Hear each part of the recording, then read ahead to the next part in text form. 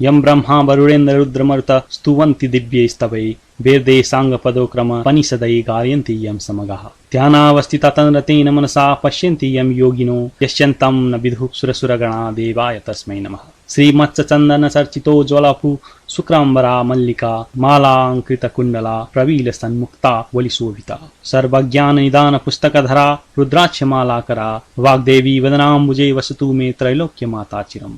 मुखं करोति वाचालं पंगु लघ्यते गिरिं यत्कृपा तमः वन्दे परमानन्दमाधवम्। नमो भगवते तस्मै व्यासाय मिततेजसे यस्म प्रसादादात् वक्ष्यामि नारायण कथामिमाम्। नारायणं नमस्कृतं नरं चैव नरोत्तमं देवीं सरस्वती व्यासं ततो जये मुदीरये। या कुन्देन्दु तु सारहार धवला या शुभ्रवस्त्रावृता या वीणावरदण्ड मंडितकरा या श्वेत पद्मासना या ब्रह्मच्युत शंकर प्रवृत्ति देवै सदा वन्दिता सा मा पातु सरस्वती भगवती निशेष जाड्यापहा। कायेन वाचा मनसेन्द्रियैर्वा बुद्ध्यात्मना वा प्रकृति स्वभावा करोमि यद्यत्तकलं परस्मै नारायणायति समर्पयामि।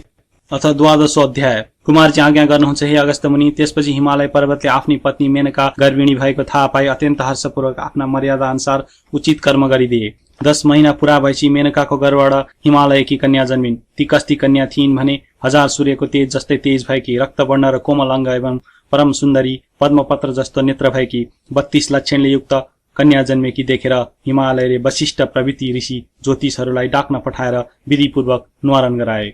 अनि वशिष्ठ प्रवृत्ति ऋषिहरूले विदा हुने बखतमा भने, हे हिमालय, यस बालिकाको नाम पार्वती राख्यौं। गिरिराज तिमी धन्य रहेछौ। यी बालिकाले श्री महादेव स्वामी पाएर 14 भुवनकी स्वामी हुनेछन्। समस्त पापी र दुष्टहरूको संहार गर्नेछन्। तिम्रो श्रद्धा भक्तिले हामी सन्तुष्ट भयौं। अब आज्ञा पाए आफ्ना आश्रममा जाने थियौं।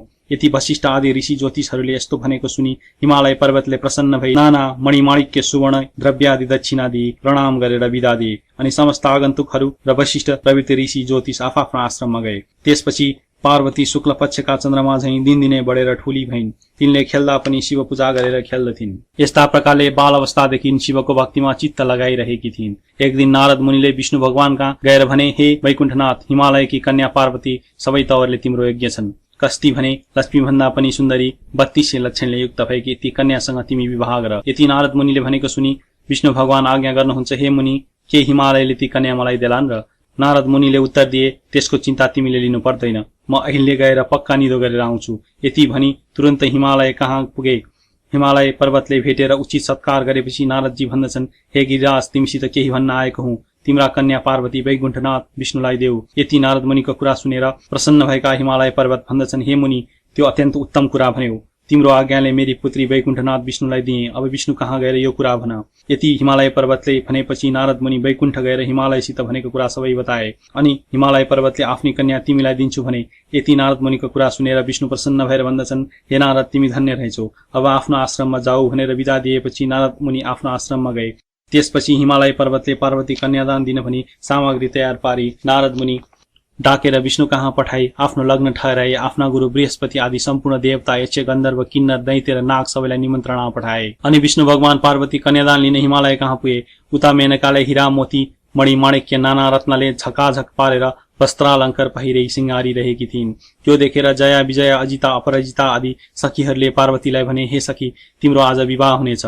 विष्णुलाई कन्यादान दिनेछन्। यति सखीहरूले भनेको सुनि पार्वतीले मनमा शंका उत्पन्न भयो।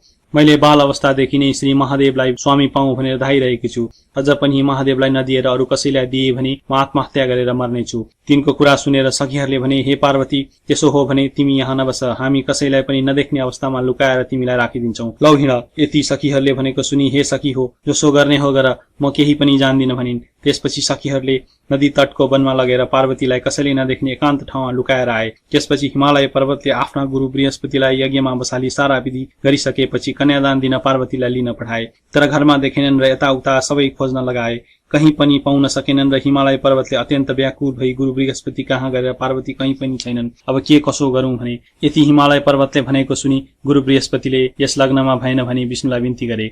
अनि आएका जति सबै फर्केर आफ्ना आश्रममा जाँदा भए। उता सखीहरूले पार्वतीलाई वनमा लुकाएर आएपछि पार्वतीले नदी तटमा बसेर बालुवा ल्याई त्यसको पार्थिव शिवलिङ्ग बनाएर श्री महादेवको आराधना गर्न लागिन्। उसै बेला दुई दैत्य प्रघोष र दमघोष आएर पार्वतीको सौन्दर्यमा लोभिएर अनेक प्रकारका नराम्रा चेष्टा देखाउन लागे। तिनको चेष्टा देखेर पार्वतीलाई रिस उठ्यो र तिनले हेर्नासाथ दुवै भस्म भए। अनि पार्वतीले बनाएको शिवलिङ्गबाट स्वयं महादेव प्रकट भई आफ्नो ज्योति स्वरूपको दर्शन दिनुभयो र हे पार्वती, तिमीले मेरो किन आराधना गरेको? पार्वतीले बिन्ती गरिन्, हे जगदीश्वर, मैले बालकालदेखि नै श्री महादेव स्वामी पाऊँ भनेर हजुरलाई धाइरहेकी छु। मेरा पिता हिमालय पर्वतले विष्णुलाई कन्यादान दिन लाग्न खोज्दा मैले भागेर यहाँ लुक्न आएकी हुँ। मदेखि प्रसन्न भई रक्षा गर। हे प्रभु, मेरो इच्छा पूर्ण गराओ। पार्वतीको यस्तो प्रार्थना सुनेर महादेव आज्ञा गर्नुहुन्छ, हे पार्वती, तिम्रा माता पितालाई कन्यादान नदिई मैले तिमीलाई मेरो भन्न मिलेन। फेरि विष्णु आएर तिमीलाई जस्तो उपदेश दिन्छन् उसै माफी गर्नु, इच्छा पूर्ण हुनेछ। महादेवको यस्तो शिक्षा सुनेर पार्वतीले जो इच्छा भनी साष्टाङ्ग प्रणाम गरिन्। अनि महादेव अन्तर्ध्यान हुनुभयो। त्यसपछि सखीहरू आएर पार्वती घर गइन्। छोरी आएकी देखेर रिसाएका हिमालयले भने, हे पुत्री, तिमी कहाँ गएकी थियौ? पार्वतीले बिन्ती गरिन्, हे पिता, म बाल्यकालदेखि नै श्री महादेव स्वामी पाऊँ भनी उनैलाई धाइरहेकी छु र उनैको ध्यान भक्ति पनि मेरो हृदयले सदैव गरिरहेको छ। हजुरले श्री विष्णुलाई दिन लाग्दा लुक्न गएकी थिए। आफ्नै पुत्री पार्वतीले यति भनेको सुनि उनको न्वारानका दिन वशिष्ठ प्रवृत्ति ऋषि र ज्योतिषहरूले पार्वतीको विषयमा भविष्यवाणी गरेको सम्झी चुप लागेर बसे। त्यसपछि पार्वतीले विष्णु कहिले आउलान् र श्री महादेव स्वामी पाउला भनी अनेक तीर्थ व्रत दान धर्म जप तप नियम पालना गर्न लागिन्। फेरि निकै दिन बालुवाको शिवलिङ्ग बनाई पार्थिव पूजा पनि गरिन्। तिनको अडिक श्रद्धा एवं भक्तिभाव देखेर विष्णु भगवान गरुडमा चढी शंख चक्र गदा पद्म धारण गरी पार्वतीको सामुन्य आएर आज्ञा गर्नुभयो, हे पार्वती, तिमीले अनेक तीर्थ व्रत दान धर्म पूजा पाठ यज्ञ आदि गरेको देखेर म अत्यन्त प्रसन्न भए। तिम्रो मनमा जे इच्छा छ सो वरदान माग, म दिन तयार छु। विष्णु भगवानले यस्तो आज्ञा सुनेर पार्वती बिन्ती गर्दछिन्, हे ईश्वर, हे परब्रह्म परमात्मा, मलाई केही वरदानको इच्छा छैन, केवल महादेव स्वामी प्राप्त हुने वरदान गरी बक्स्योस्। पार्वतीको यस्तो प्रार्थना सुनि विष्णु भगवान आज्ञा गर्नुहुन्छ, हे पार्वती, तिमीले परिश्रम साथ गरेको यी तीर्थ व्रत दान धर्म व्रत उपवास भन्दा पनि एउटा अति उत्तम र योग्य कुरा भन्दछु। तिमी एक चित्त भएर ध्यानपूर्वक सुन, श्री स्वस्तानी परमेश्वरको व्रत गर। त्यस व्रतको प्रभावले जगदीश्वर श्री महादेव स्वामी पाउनेछौ, यसमा शंका छैन। श्री विष्णुले यति आज्ञा भएको सुनि पार्वतीले फेरि बिन्ती गरिन्, हे ईश्वर, त्यस व्रतको विधान के हो? त्यसमा के गर्नु पर्दछ? यो सबै विस्तारपूर्वक आज्ञा होस्।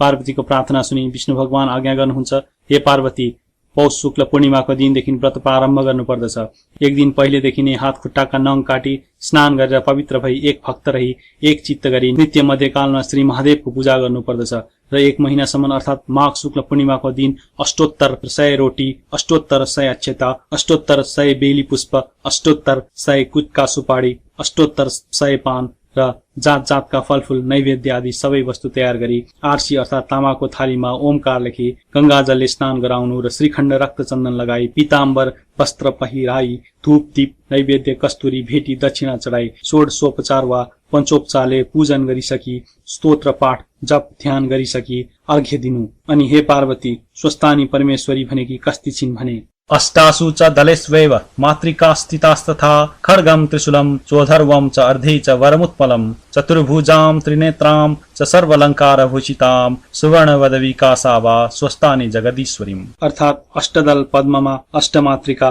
त्यसमाथि खड्ग त्रिशूल र वरनी लोत्पल हातमा धारण गरेकी, 4 बाहु र 3 नेत्र भएकी, अनेक प्रकारका अलङ्कार पहिरेकी, अनेक आयुध लिएकी, पीतवर्ण भन्दा पनि अत्यन्त शोभायमान भएकी यस्ती श्री स्वस्थानी परमेश्वरीको ध्यान गरेर हे जगदीश्वरी भनी मन मनै उनैसित इच्छा भएको वरदान माग्नु। अनि प्रसाद झिकेर अष्टोत्तर 100 मा 8 रोटी, 8 अक्षता, 8 बेली पुष्प, 8 पान, 8 कुटका सुपारी सगुन समेत आफ्नो पतिलाई दिनु। पति नभए छोरोलाई दिनु, छोरो नभए मित छोरोलाई दिनु र मित छोरो पनि नभए जुन कामना वा इच्छाले व्रत गरेको छ त्यो मेरो फलानु कामना पूरा होस् भनेर गंगामा बगाइदिनु। 100 रोटी आफूले फलाहार गर्नु, रातमा जागराम बसेर स्वस्थानीकै महिमा गान भजन कीर्तन गर्नु, सुन्नु सुनाउनु। यति गरेपछि अवश्य इच्छा पूर्ण हुनेछ, यसमा शंका छैन। हे पार्वती, स्वस्थानी परमेश्वरीको प्रसाद लिने बेलामा श्री महादेव तिम्रो सामु आफै प्रकट हुनुहुनेछ। तिम्रो श्रद्धा भक्ति देखेर म प्रसन्न भए। यति भनिसकेर तिमीले महादेव स्वामी पाए भनी विष्णुले वरदान दिनुभयो। हे अगस्त्य मुनि, नारायण विष्णुले यति आज्ञा भएपछि पार्वतीले मनमा सन्तोष र आनन्द मान्दै श्रद्धासहित विष्णुको पनि पूजा र प्रणाम गरिन्। तिनले पूजा गरिसकेपछि विष्णु भगवान विदा भएर गरुडमा चढी त्यहाँबाट अन्तर्ध्यान भई वैकुण्ठ धाममा जाँदा भए। इति श्री स्कंद पुराणे केदार खण्डे माघ महात्म्ये कुमार अगस्त्य संवादे श्री स्वस्थानी परमेश्वर्या व्रत कथायां श्री विष्णु स्वस्थानी व्रतोपदेश वर्णनाम 12 अध्याय।